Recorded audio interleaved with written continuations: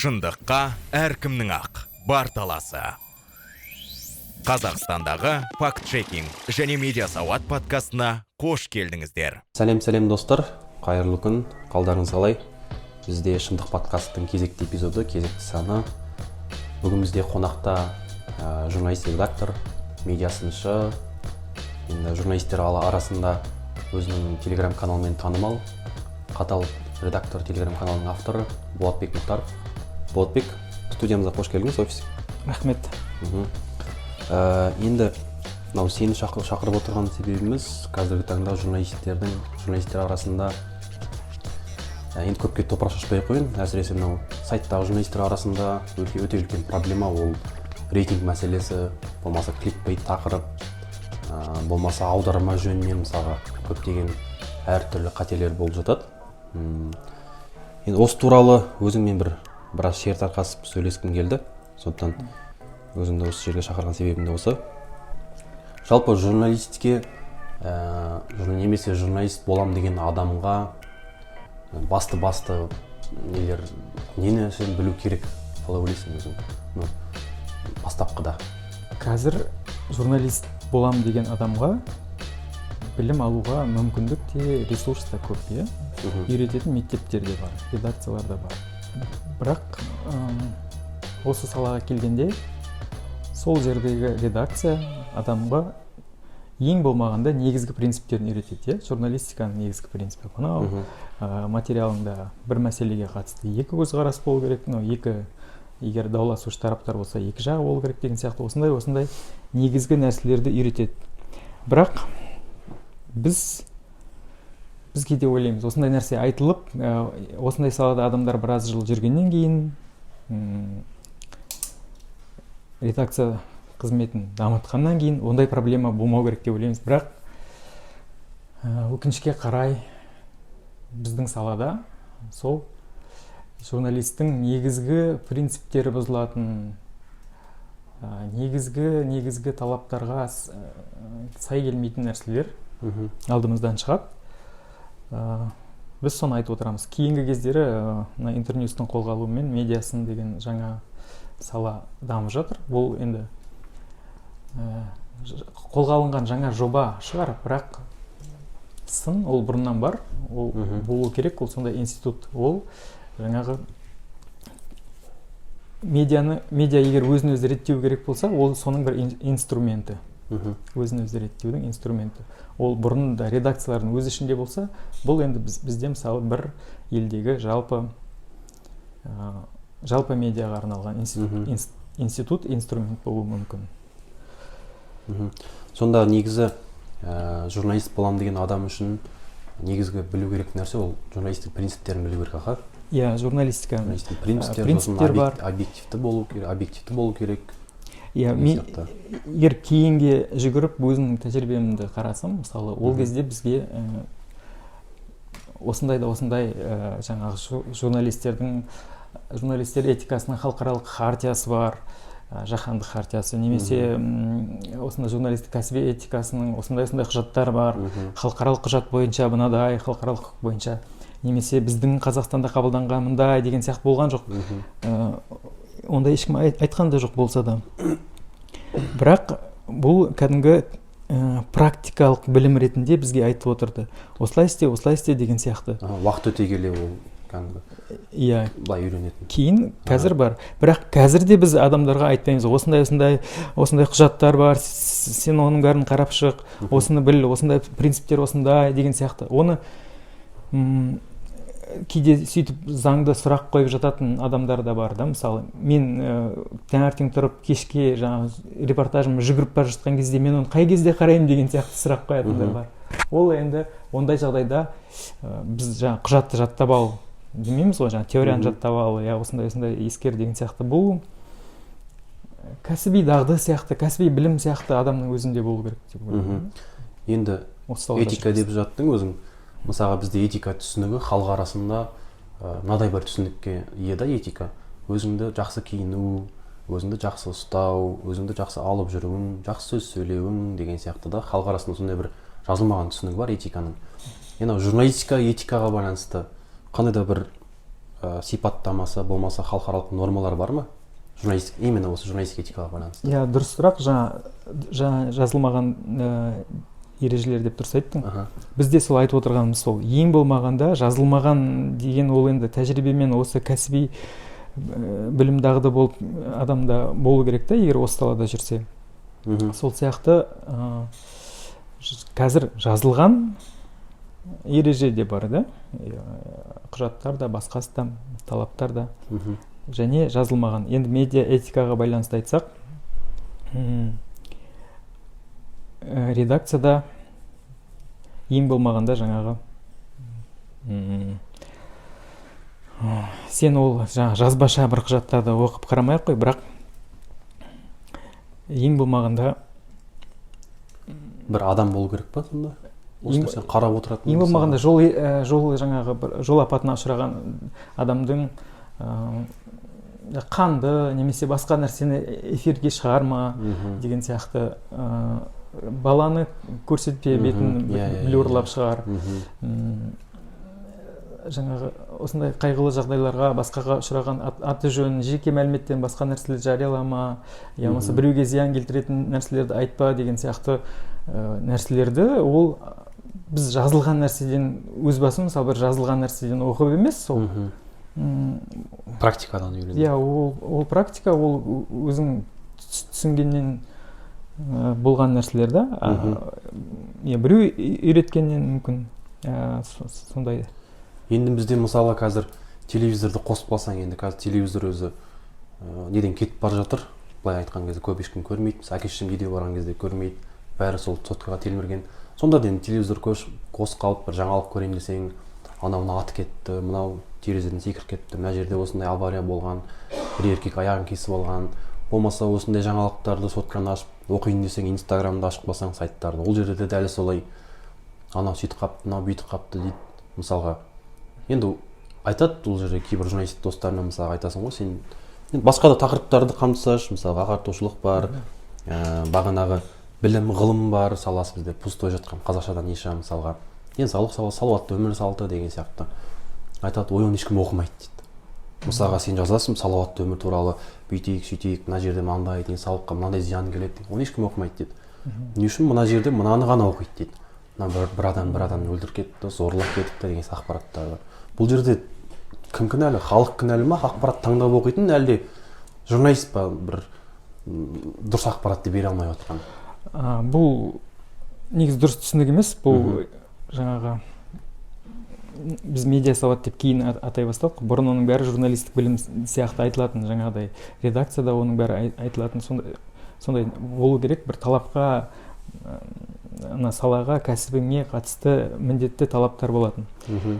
Сол сияқты адамдар жаңағы ол дұрыс түсінбегеннен осы саланы сол кәсіби өзінің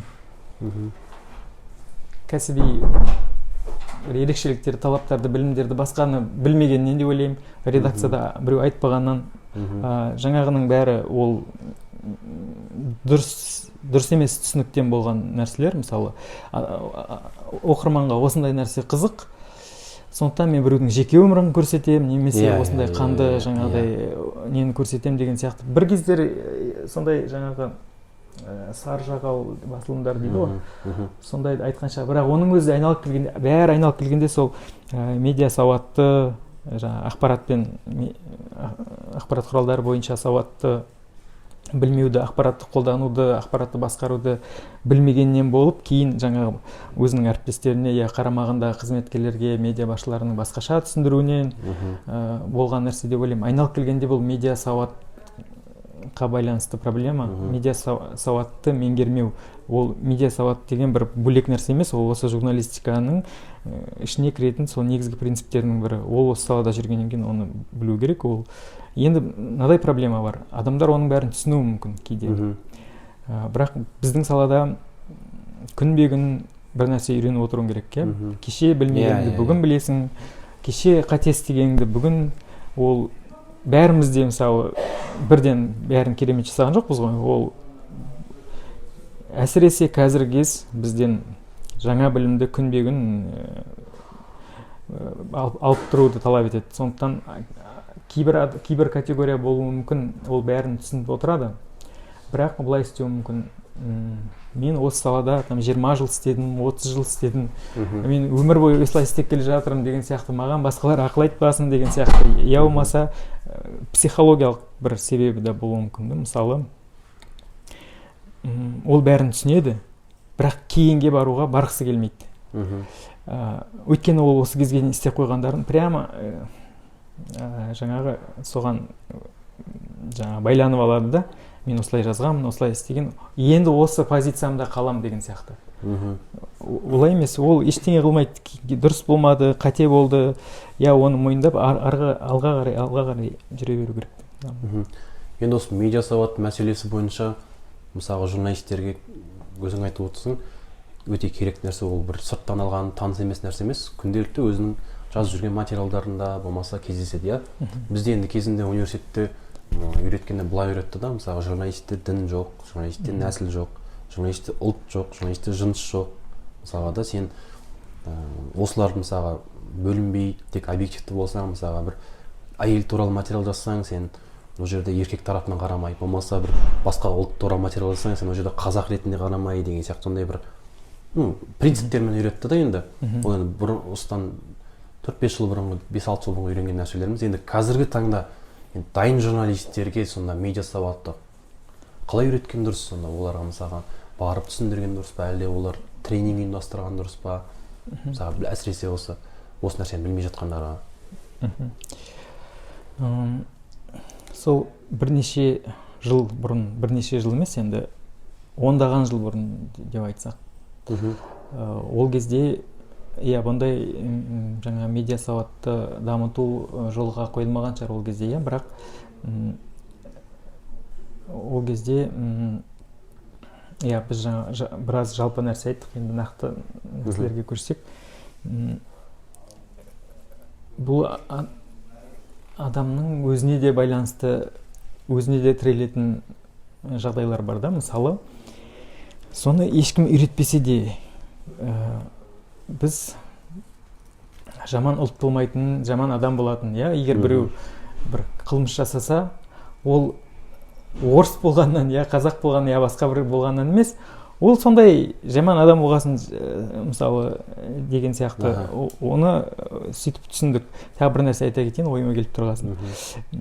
Ақтөбеде біраз жыл жұмыс істеп, осы Алматыға келген кезде бір не болып жатты. Бір жиын болды, соған бардық.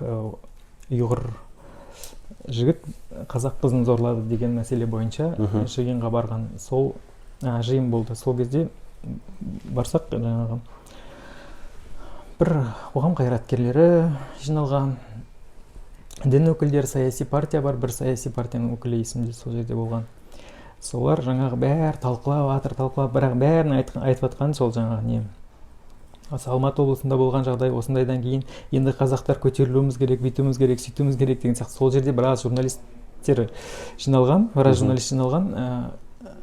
қазақ басылымдарынан.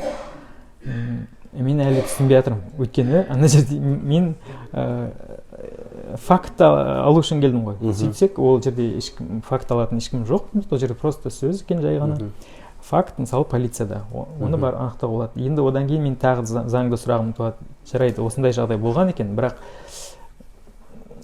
ұлт мәселесі, қазақтардың басқаларға көтерілуі, бұны не үшін талқылап жатыр адамдар деген сияқты. Сол кезде мен әріптестерім болды. Сен деген ойлап қарасайшы деген сияқты. Бұл не деп, қазақ журналистикасы қазақтардың мүддесін көтеру керек, сен қайда, сен өше түсінігің нашар деген сияқты. Мысалы, сол кезде ондай нәрсені біреу бізге бір жіліктеп, тәптіштеп оқытқан жоқ. Болмаса бір жазылған нәрселерді не істеген жоқ. Бұл журналистің өзінің кәсіби дағды, тәжірибесі шығар деп ойлаймын. Ондай нәрседен бұрын жаңағыдай фактын анықта, басқа нәрсені анықта деген сияқты. Енді жаңағы сұраққа келсек, қалай үйрету керек? Қазір сол мүмкіндік бар деп ойлаймын. Медиа сауат бойынша білім беріліп жатыр. Осы салаға келетін адамдар, біздің медиалар, ақпарат құралдарда Ол жағынан күнбе-күн білім дағы да жетілдіріп жатыр деп. Бір проблема бар, мен қазір медиасын саласында істеймін. Әлі де болса мемлекеттік бақта проблема бар, өйткені біздің осы көп халықаралық ұйымның, бірнеше халықаралық ұйымның жылдар бойы істеп жатқан қарапайым тренинг, семинар, басқасы жетпей жатады кейде. Мүмкін, мен ойлаймын, алдағы уақытта бәлкім сол мемлекеттік корпорацияларға, арнайы ұжымдарға өткізу керек шығар. Өйткені ол тәуелсіз медиаға дағы немесе басқа фрилансерлерге оны айта бергеннен гөрі, олар білетін аудиторияға айта бергеннен гөрі, неге сол жетпей жатқан жерлерге кәдімгі арнайы бағыттамасқа. Бірақ екінші проблема бар, енді мемлекеттік бақ, біз қазір мемлекеттік басқа деп бөлуге негіз дұрыс емес деп есептейміз ғой. Дегенмен де ол қанша дегенмен ар жағында мемлекеттің мүддесі болғаннан кейін, идеология қызмет ететін болғандықтан пропаганда басқасы бар. Мен осы қазан айында Ақтөбеде болдым. Сол кезде Ақтөбедегі әріптестерім айтады, бізге жаңағы телевидениеге келіп, осындай медиа сауат бойынша бір ойларыңды біраз нәрсе айтсаң деген сияқты. Мен оны презентацияны дайындап та қойғанмын негізінде.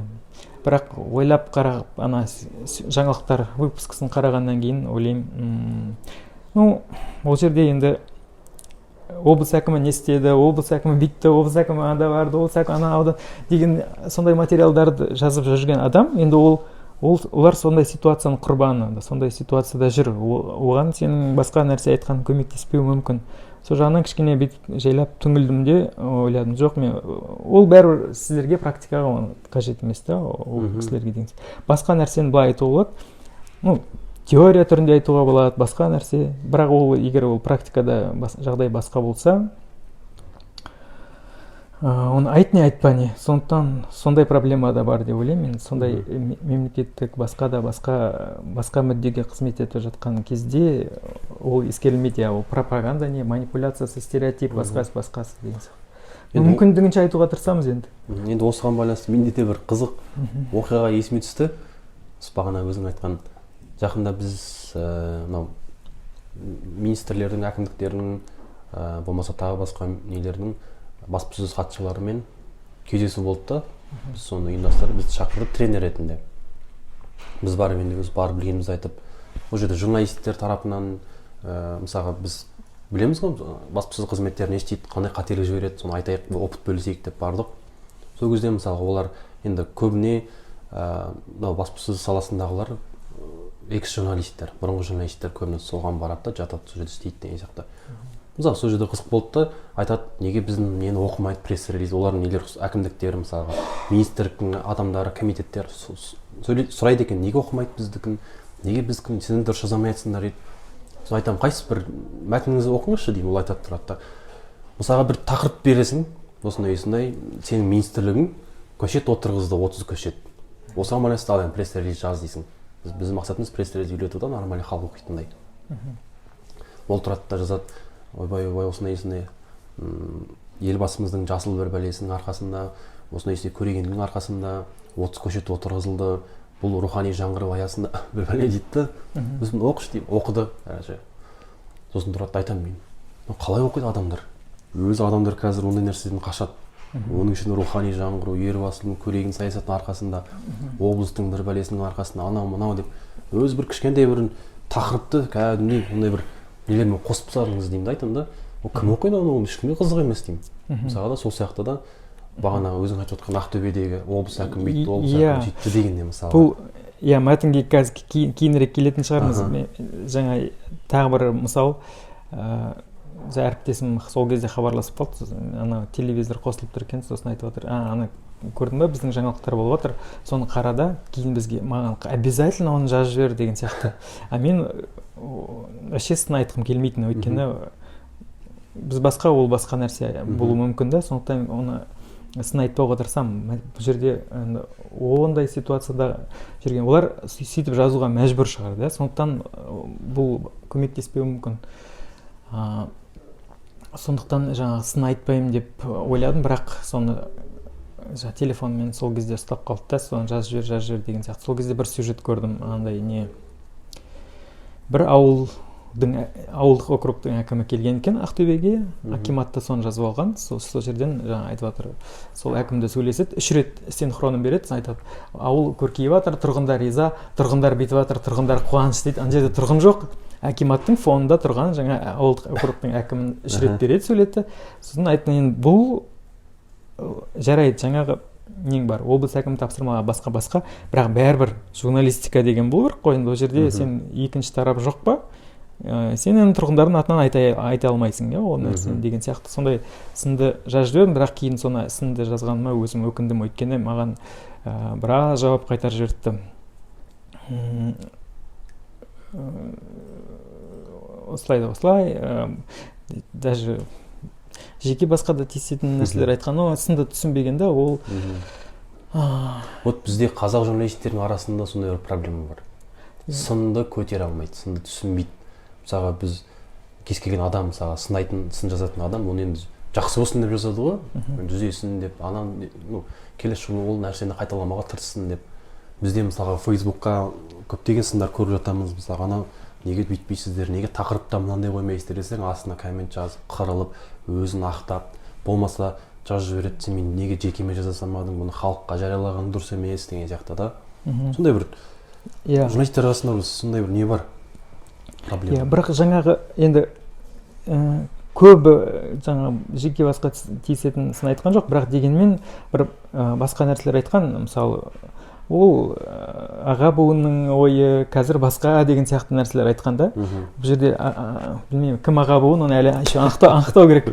Бұл жерде әңгіме журналистиканың кәдімгі негізгі талаптар туралы болып жатыр, осындай. Бірақ сондай сөйтіп сынды қабылдамағаннан бұрын мен басқа проблема байқадым. Сондай қалай енді, мысалы облыс әкімінің бүкіл қызметін насихаттау ғана болып кеткен да, ондай өңірдегі журналистика, жаңағы пропаганда, телевидение мен газет әсіресе, егер облыстық әкімдіктікі болса, ол кезде соның кесірінен ана журналистика деген ұғым өзгеріп кеткен да. Мысалы қазір журналистика деген не, журналист деген кім деген уже дегенде уже олар басқаша түсінетін болып тұр да. Демек олар анадай материалдан ешқандай бір оғаш бірдеңе көріп тұрған жоқ, одан жеркенбей тұр. Осы қорқынышты, осы кәдімгідей өкінішті нәрсе. Одан кейін біз мәтінді айттық, сосын дағы не айттық? Одан кейін анау не бар? Сын қабылдау, иә? Иә, сын қабылдау, бұл да не? Бұны бағана айтып кеттім ғой, медиа басшыларының өзі. Болмаса кейбір сайттарда бар, мысалға, материалдың астына коммент жазсаң болады деген сияқты беріп қойған мүмкіндік. Бірақ комментарий жазсаң, бір негативті, бір сын комментарий жазсаң, өшіріп тастайды. Бұл жерде тек қана жоғары қарай барсаң, бір 10 комментарий тұрды, 9-ы ойбай керемет күшті, жақсы жазыпсың, мына материалды, осы сияқты материалдар көбейе берсін деген сияқты жазады да, ал тұрады, мақтау жазады да, ал тұрып, сен тұрып, ішіндегі бір қатесін көресің, қалька аударман көріп қаласың деген сияқты. Болмаса тақырып кликбейт екен көріп қаласың, жазасың сен бір 2-3-4 сөйлеммен. Тұрасың, қарайсың, ондай жағдай менде 2-3 рет болды. Қарайсың, жазып кетесің, 2-3 күннен кейін болмаса сәл бір 1-2 сағаттан кейін қарасың, жоқ қалады әлгі комментарий. Сын көтеру осы жерден де мысалға кәдімгі нетеді да андай. Жаңа эфирден тыс кезде айттым ау дейміз. Егер айтпаған болсам қайтадан. Медиа басшыларының өзі сынды дұрыс түсінбей жатады да, басшылар емес, қызметке басқасы. Жаңа жақында бір телеарна басшыларының бірімен сөйлескен кезде, сол материал туралы айтқан кезде, ой, сіздерді білем ғой, ол деген тапсырыспен жазылған деген сияқты айтып отыр да. Ол жерде айдаладағы бір халықаралық ұйымға, бір Қазақстандағы телеарнаның бір хабарының, вообще оны сынау қажет емес. Халықаралық ұйымда жұмыс істеген адам түсінеді, ол жерде сен бәріне жауап беруің керек, барлық ісіңді дәлелдеуің керек та, бәрі дәлелді болу керек. сондай нәрсе бар. Сонда одан қалды басқа уәж айтуы мүмкін. Ол енді мысалы қарапайым жаңа медиа этика деген сияқты мәселелерді түсінбеген деп байқауға болады. Мысалы Таңшолпан бағдарламасында нәзік әйелдер, нәзік жан, басқа деген сияқты осындай бір гендер стереотиптері көп айтылады, жиі айтыла береді. Отбасы, жаңа қыз бала, болашақ ана деген сияқты осылар айтқан кезде олар бұның қай жері не деп айтуы мүмкін. Қай жері дұрыс емес деген сияқты. Сонда басқа нәрсе айтып жатсың, ол басқа нәрсе. Сол түсінбеу себебі, сондықтан айналып келгенде қайтадан сол медиа сауатқа келіп тіреледі, сондай осындай нәрсе. И жүргізіліп жатқан жұмысты соған не істемей жатыр, оларға жетпей жатыр. Сондай сол мәселе. Сосын сын қабылдауға байланысты hate speech, кейбір бақ әлеуметтік желіде болсын, басқа жердегі болсын, біреуге зақым келтіретін, адамға немесе адамдар тобына, жаңағы ұлтына, нәсіліне, дініне, басқасына, әлеуметтік ерекшеліктеріне байланысты, саяси көзқарасына байланысты қорлайтын, тіл тигізетін комменттер жазған кезде, оны жаңағы сөз бостандығы деп есептейме екен, әйтеуір өшірмейді. Осыған мен негіз қарсымын. Бұл бір жағынан оқырманды, енді оқырманға, қарапайым оқырманға басқаша оларды қалай ағартуға болады. Осы бір жол деп ойлаймын. Олар кейбір сайтта болады, ішінде ереже, қандай комментарий қалдыруға болады, бір рет өшірілгеннен кейін ол адам түсінеді, бұл мына себепті өшірілді. Демек, келесіде оны бәрі өшіріп тастайды, жазбаймын деген сияқты. Ең болмағанда ол осы нәрсе дұрыс емес екенін түсінеді, оның пайдасы. Одан кейін бақтар кейде былай ойлауы мүмкін, ақпарат құралдары. Жарайды, мен өзім сайтымда комментарийге жауап берем, әлеуметтік желіде не жазылып жатқанда шаруам жоқ деген сияқты. Жоқ, осы сайттың контенті тұр ма ол жерде, әлеуметтік желіде, ол өзінің парақшасында я басқа жерінде өзіне тиесілі аумақта жариялап отыр ғой, и ол жерде комментарийларға да жауап беру керек. Так, сыннан біз хейт спичке ауысып кеттік ғой. Сыннан енді хейт спич алдағы қозғайтын тақырыптарымыз бір енді. Енді мынау мемлекеттік тапсырыс туралы сөйлессек, мысалға бағана енді мемлекеттік тапсырыс өзің білесің, кәдімгідей мемлекет өзінің есін қойып береді. Кімді мақтау керексің, не туралы жазу керексің, не туралы жазбау керексің, қалай жазу керексің, тіпті кейбір жерлерде мынанша сөз болу керек деген сияқты бір нелер тапсырыстар болады да. Енді осы мемлекеттік тапсырыс бізде енді қазіргі таңда көптеген газеттер, көптеген телеарналар барлығы осы мемлекеттік тапсырыспен күн көріп отыр. Бір жағынан олар мысалға рейтинг жинау үшін Zero-дағы неге қарайды ғой рейтингқа, главный рейтинг қарайды. Рейтингқа кірсең, жоғарыласаң, сен қаншалықты жоғарылаған сайын соншалықты жақсы бағада тапсырыс алуға мүмкіндігің бар. Дұрыс па? Сол үшін істейді журналистер немесе редакция өкілдері рейтинг жинау үшін кликбейт тақырыпқа, болмаса басқаша бір манипулятивті тақырыптарға бір көп жол береді. Мысалға, өйткені ол сондай тақырып адамдар қызықтырады, вызывающий тақырып, сөйтіп кірген кезде уже бір рейтинг жиналып отырады. Сол арқылы олар мүмкіндіктері барды көп тапсырыс алуға. Енді осы орайда сұрағым, осы мемлекеттік тапсырыс рейтинг қуалауға қаншалықты әсер етеді?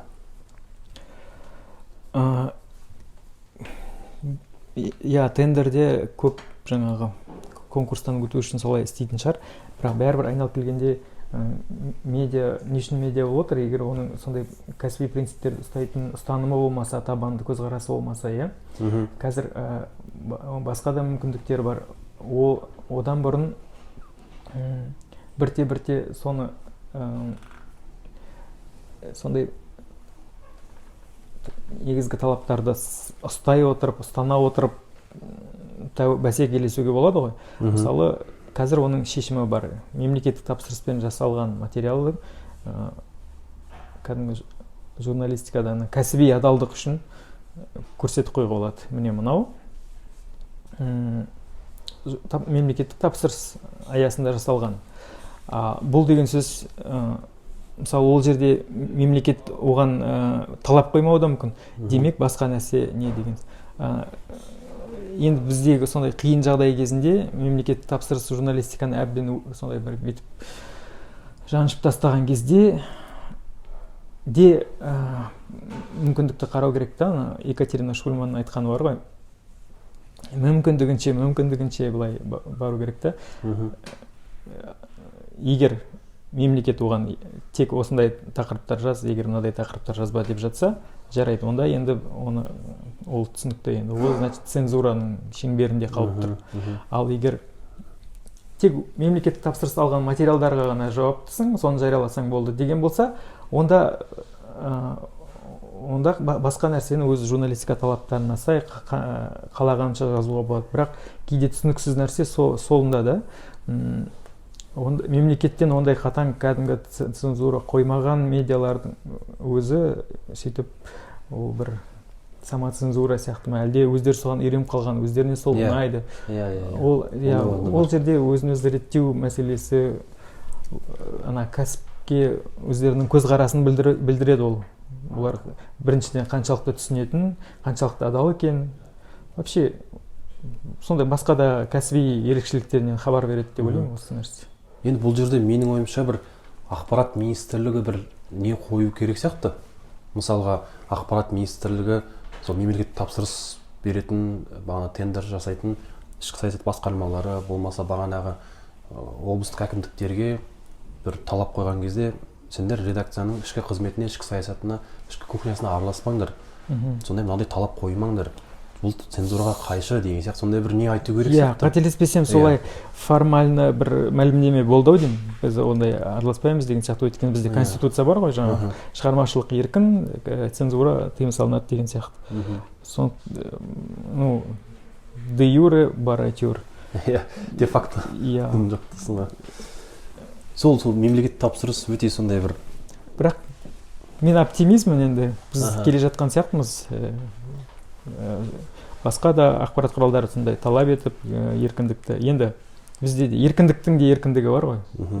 Енді оптимист демекші жақында ғана Шалқар Нұрсейітпен таныстым, интернетсада, конференцияда. Сол кісінің бір сөзін алды. Қазақстан сияқты мемлекетте, авторитарлы мемлекетте сен оптимист қана болу керексің дейді да. Пессимист болмау керексің, сен тек қана оптимист болу керексің. Алға, тек қана алға деп. Сәл бір сен өзгертуге ұмтылу керексің дейді да. Бірақ Шалқардың алдағы болжамдары онша оптимистігі де пессимистігі екі болжамы да қуантқан жоқ. Ең несі дегеннің өзі 20-30 жыл осындай жүйе болады. Онда да айтты. Енді мынау аударма мәселесі бойынша, енді өзің енді аударма мәселесі бойынша біраз кітаптардың аударуына үлес қостың, қарапайым медианеттің соңғы бір-екі кітаптарына да аудардың, Каспий KZ-ті де аударым жүргенденің қосымшасын, приложениесін. Авторлардың. Енді осы аударма мәселесі бойынша қазір журналистердің тағы бір проблемасы да. Өте, мысалға орысшадан тікелей аудара салады, болмаса мағыналас сәйкес келмей жатады дейді. Болмаса калька аударма деп жатады, Енді осы аударма мәселесі бойынша қазіргі осы журналистердің аудармасын қалай бағалайсың өзің? Қандай да бір не бар ма? Бағана басын бастап кеттік қой, мәтіндер туралы айттық, жаңағы өзің айтқан анау кеңсе тілі бойынша жазылған пресс-релиздер, журналистикада жүретін, жаңағы сайттан сайтқа көшіп деген сияқты. Бұл жерде аударманы мен аударма енді басқа сала ғой.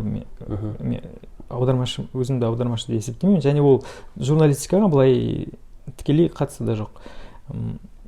Біз сол мәтіндерді айтамыз да. Қазақ тілі бар. Қазақ тілі оның ережесі бар.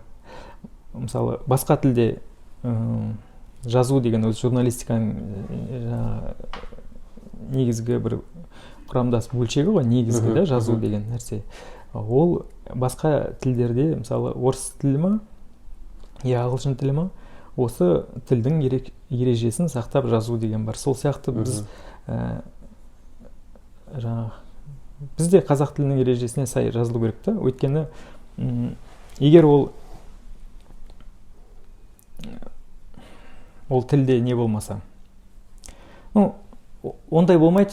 Жаңағы басқа тілде осындай кәсіби талаптар бар, а қазақ тілінде қалағанша жаза беруге болады. Кім ойына келген, ондай болмайды.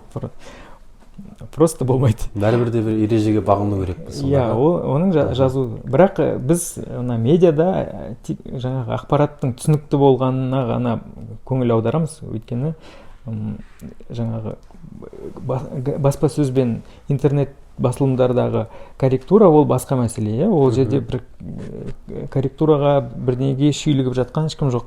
Ол принципиальный мәселе емес. Грамматикалық, лексикалық, жаңағы орфографиялық нәрселер ол принципиальный нәрсе емес. Оған ешкім шүйлігіп жатқан жоқ. Біз кейде айтамыз, ақпарат түсінікті болу керек. Бұл енді жаңа тарихи себебі бар ғой, жаңағы калька деген, кезінде сол орыс тілінің ықпалы болды, көп нәрсе аударылды, ресми ақпарат тек орысша болды деген сияқты. Соны аударып, сол кезден кеткен сондай бір тарихи қатенің салдары бір дағды болып қалыптасқан сияқты. Кейін ол солай көшті. Біз сол енді қазір калькамен күрес, бір жағынан былай қарасаң, кезінде дұрыс емес жасалған әрекетті қайтадан дұрыстау сияқты болып көрініп тұр да. Кезінде жасалған бір қалыптасқан сондай атқораны тазалау сияқты болып тұр. Енді ақпараттың түсінікті түрінде жеткізу демекші, мысалға қазіргі таңда енді кейбір адамдар бар, мысалға ақпарат материал жазған кезде ережеге көп бағынбай, андай позицияда да ережеге бағынбаймын, мысалы қатты бір ережеге тоқталмаймын, әрқайсысына кірмеймін. Главный сол оқырман түсінсе болды деп ойлайды. Мен ақпаратымды жаздым, уақытылы, түсінікті тілмен, оқырман түсінді. Болды емес пе, осыған не керек деген айтады. Кейбіреулері бар, ережені сақтап, анан бөліп, мынаны етіп деген сияқты. Ал тағы бір радикалды топ бар, радикалды деген дұрыс емес шығар, білмеймін енді. Тағы бір топ бар, олар айтады, сен сәл бір қате кетсің, мына жерде сөйтіп қалыпты, неге мына жерде өтірді, мына жерде қойғасың, мына жерде мынандай, сен сөйт, мына жерде бүйтесің деп, әрбір неге жазған материалына, әрбір тіпті кейбір жерде комментарийің постыңа шүйлігіп отыратын адамдар да бар да, мысалға.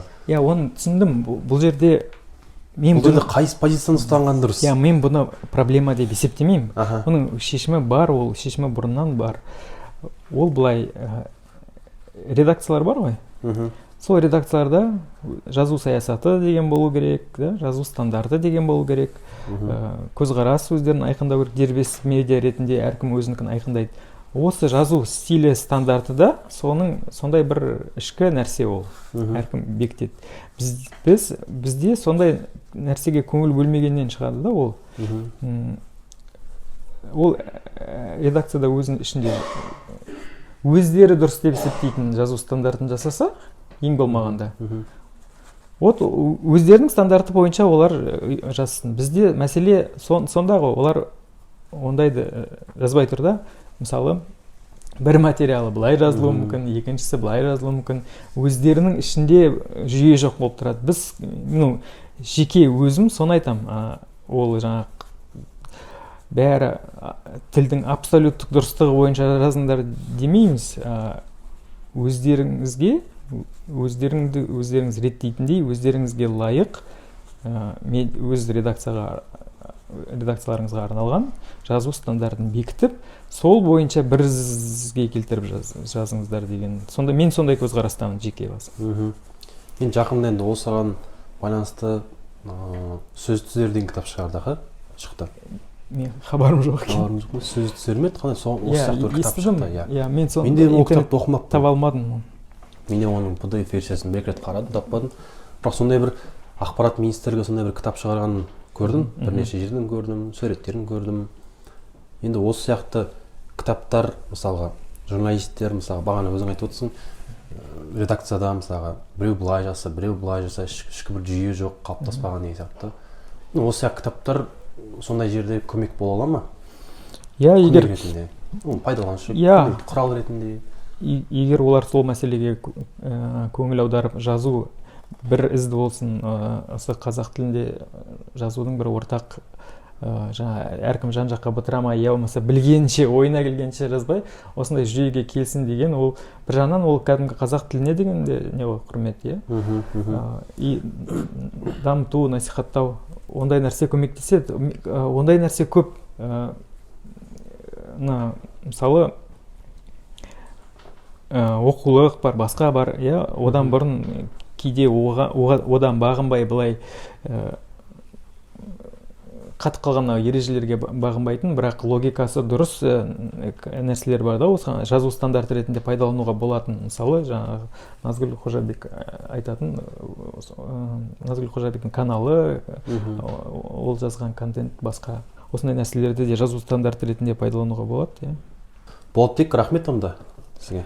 Осынау сұхбат беріп, жақсы дүниелер айтқаныңызға. Құрметті тыңдармандар, естеріңізге сала кетейік, бізді жобамызды Конрад Аданауэр атындағы қор Медианет халықаралық журналистика орталығымен бірге жүзеге асыруда. Келесі эпизодта жүздескенше аман болыңыздар. Сау болыңыздар, рахмет.